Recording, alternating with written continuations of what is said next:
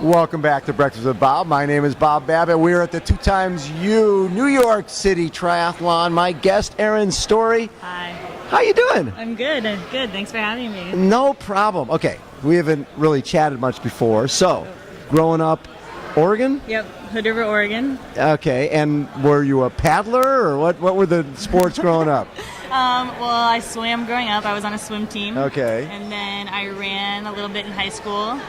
But in Hood River, you can do anything. You can kayak, you can windsurf, Right. You can kiteboard, you can mountain bike. It's a great place to grow up. And so you did it all? Yep. And then when did you find this whole triathlon? Then, well, you ran in the fall, you swam in the winter, Yep. you did cross country in the fall, track in the spring. Yep. You pretty much I was did it all. an endurance junkie, yeah. So I would swim. I would do my swim season in the wintertime. So for high school season, Yes. I would run cross country in the fall. I would swim in the winter, and then I'd run track in the spring. And then when I got into triathlon, I just did triathlons in the summertime, kind of as fun. Right. And I didn't really know how to ride a bike or anything, so I just really did it. Like the longest ride I ever did was an hour, you know. So It's plenty. Yeah. So it was something to do for fun, and then I ended up running in college, and then I stopped swimming completely, didn't do triathlons, didn't do anything except for run. And then when the Elite Triathlon Academy started up at the Olympic Training Center With Lucas Verzbicas' dad, yes. with Kevin McDowell, Joanna Gartman, Ryan Bice, and so I got involved with that, and they brought me out there, and then I stayed there. So is it, your dad bought you a $200 Trek? Yeah, with the rat trap. I like it. Pedals, yeah. Yeah. I didn't need anything expensive. But junior nationals, you get sixth. Yeah. That all of a sudden makes you feel like, Maybe there's a future in this. Yes. Yeah, but then after that, I stopped completely for Really? 3 or 4 years. Yeah. For 3 or 4 years. Why? Well, just college. to run in college. Okay. Yeah. And I think that was good. It really developed my running, and gave me a break from swimming. Right, and you've done a lot of traveling. What, you've raced in 20 countries or something now? Yeah, just from the last 3 years. The WTS circuit. You're chasing the points. Yeah, I was chasing the points, and that was a lot of fun. But it really, takes a lot out of you. So when you look at that ITU format, the WTS format, and I think you did 13th in your first 70.3 at Los Cabos or something like that. Yeah, that was tough. That was tough. Did you feel like I like that more, or is it 2020? It's definitely a challenging distance that you definitely need to train for. It's definitely something that I will do in the future. Right. But I think over these next 3 or 4 years, I still want to do the ITU circuit, give it one last go Right. for Tokyo 2020, and then go into the longer distance. Okay, so this last 4 years, like you said, you raced all over the world. Yeah. That's a lot of fun, but pretty stressful because Yeah. you're probably checking points every single day. Yeah, Where am it I is. at? And And getting, the U.S. is so strong. Yes. The women are so dominant.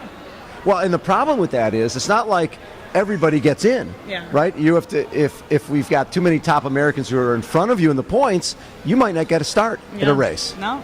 So yeah, this last year I really took a break from racing ITU just because I didn't need the stress, and I might do another 70.3 at the end of this year. Ah.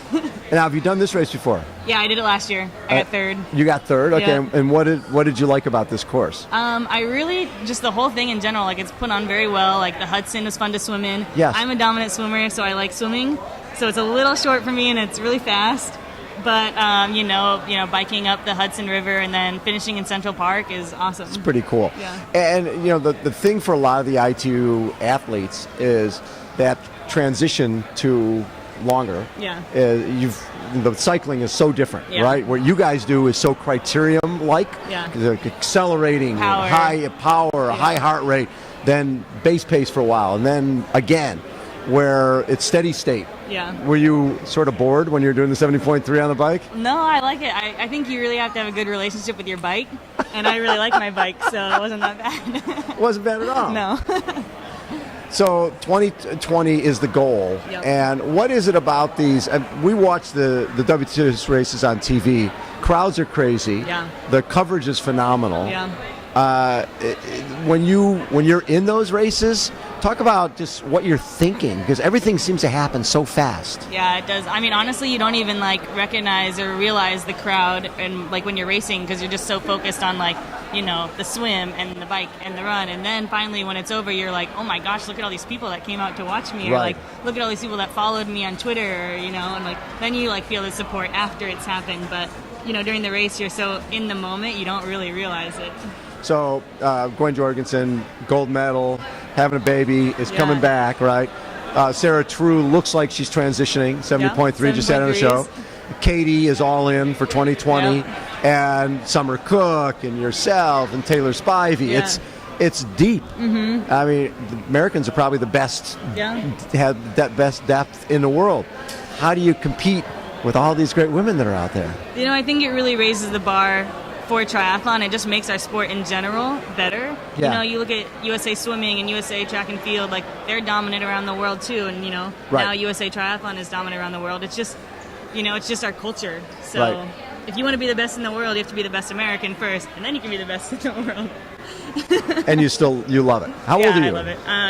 Guess. No, just kidding. I'm 26. I say 24, but okay, 26. Yeah. So 4 more years, and then, but you're going to stay in the sport. Yeah, I'll probably stay in the sport, but we'll see. I definitely want to have a family. You know, I just got married in October. Good job. So, you know, Nice. Logan and I definitely want to have kids, whether it's, you know, in 4 years. Now, Logan is modern pentathlon. Yep, modern pentathlon. And is he going for 2020 as well? Yep, he's committed to. Now, the sports in modern pentathlon, right? It's shooting, stabbing, shooting, stabbing, running, swimming, and what else? Riding. Horseback riding. Yeah. So you're basically riding a horse, stabbing people, and shooting them, right? Yeah. I mean, we think triathlon's a lot of equipment. Yeah. You don't have a 2,000-pound thing that eats all day, right? Yeah. Luckily, he doesn't have to travel with his horse. I was going to say, what the heck? Yeah, they just get the horses like wherever they go. Right, so they get it. They don't bring their own horse. No. But you're bringing everything else, yeah, right? you have to bring your fencing equipment. I mean, it's kind of like triathlon in a sense. Except it's way more, right? Yeah, but there's like a couple extra things. That is wild. How do you guys balance that with the two of you both basically professional athletes? I think it's a good balance just because he is in a different sport and I'm in a different sport. You know, like we can do things together, like we run and swim together. But, you know, when he goes to fencing, he's doing his thing. Or when I get like a long bike ride, I get to do my thing. But I think at the end of the day, we have like a common like knowledge about like how we've trained all day and like how we're tired. And, you know, we kind of eat the same meals. Right. But it's good. I mean, we both love what we do, and we love that we get to come back to each other and kind of... Sure. You know. So you're basically, you're each a professional athlete, and there's some common ground, but then you still have you can go watch him do his own thing, and you don't have to worry about that your guys, you're racing and his racing on the same day type of thing, which would be tough. Yeah. I would love it if he traveled with me more, but he has his own. See, you sort of need a bike guy to take care of that. Yeah. Logan, we need a bike person to take care of Erin here. But first you need to learn about bikes. That would help. Love it. Well, Erin, thanks so much for taking a little time. Yeah. Good luck tomorrow. So what are you thinking about tomorrow? What play? Any ideas? Podium? Yeah, I mean, I always want to go in podium, hopefully win, but, you know, I just want to focus on every segment. You know, I want to focus on the swim, I want to focus on the bike, and I want to focus on the run. And now the other element here is you also focus on the guys coming up from behind. Oh, yeah. The Cam whole Dye? equalizer. Oh, yeah, man. I know. I don't want Cam Dye ever chasing me. No, you don't want that guy coming down and the guy's flying. Yeah. What if you did that last year with this whole equalizer thing, and Cam said he never saw anybody, so. Yeah, I think Sarah Haskins won it, didn't she? I think there was 2 gals together. Yeah. But I mean, it just makes it for a more fun aspect, you know? It gives us something else to think about while we're racing. Love it. Erin, thanks so much for taking time. Thank you. Erin Storie has been our guest. Again, Breakfast with Bob, 2 times New York City Triathlon. Hold on, everybody. We'll be right back.